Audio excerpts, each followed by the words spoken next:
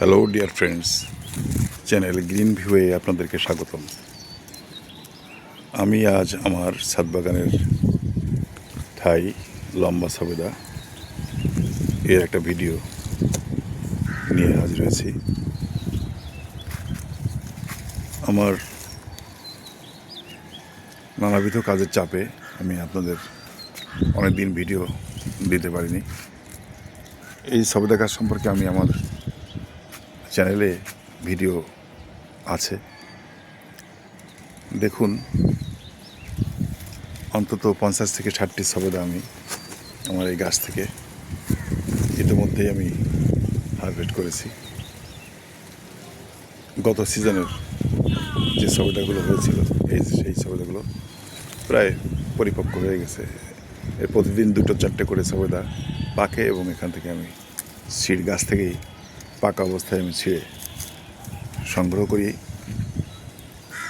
তো দেখুন, এই যে সবেদা, প্রতি ডালে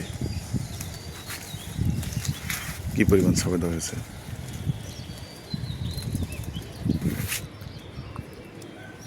দেখুন, আপনারা একটু চেষ্টা করলেই এমন গাছ পাকা সবেদা এবং শতভাগ অর্গানিক ফল আপনারা গাছ থেকে সংগ্রহ করতে পারবেন। পরিবারের চাহিদা আপনি মেটাতে পারবেন। আর আপনার যে অবসর সময়, সেই অবসর সময় থেকে কিছুটা সময় আপনি এই গাছের পিছনে ব্যয় করলে আপনার শরীর এবং মন উভয়ই ভালো থাকবে।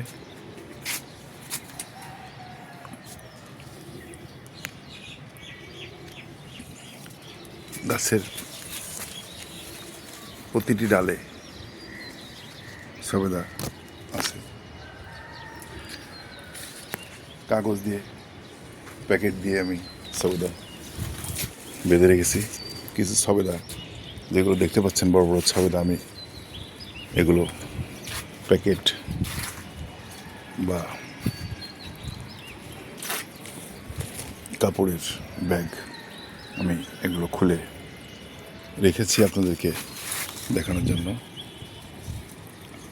আসলে পাখিতে নষ্ট করে, এই জন্য আবরণ দিয়ে রাখতে হয়। কাগজের মোড়কই হোক অথবা টিস্যু ব্যাগ দিয়েই হোক, এগুলো যদি আমি আড়াল না করি তাহলে পাখিতে নষ্ট করে। এমনকি ফ্রুট ফ্লাই পোকা সম্পর্কে আপনারা জানেন, যারা ছাদ বাগান করেন। ফ্রুট ফ্লাই পোকা এটা ছিদ্র করে ডিম পড়ে এবং ভিতরে পোকা হয়ে যায়।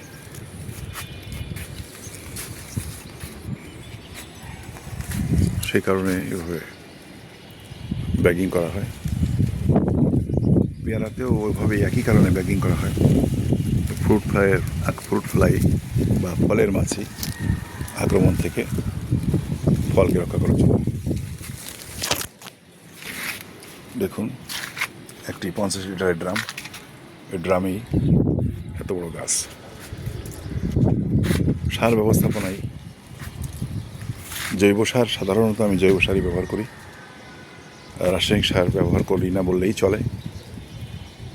তো এই 50 লিটার ড্রামে আপনারা খুব ভালোভাবেই দেখুন কত বড় একটা গাছ, ভালোভাবেই সবেদার চাষ করতে পারবেন। দেখুন কী পরিমাণে সবেদা হয়েছে।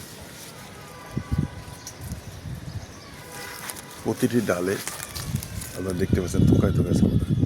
এই সবেদাগুলো আকৃতি এমন, এবং এগুলো খুবই মিষ্টি এবং এর ভিতরে কষ, দেশি সবেদার মতো অতটা কষ ভাব নয়, খুবই মিষ্টি এবং সুস্বাদু। আপনারা এমন একটা গাছ সহজেই আপনাদের বাড়িতে করতে পারেন, যদি সুযোগ থাকে। তাহলে আর দেরি নয়, সামনে বর্ষাকাল আসছে।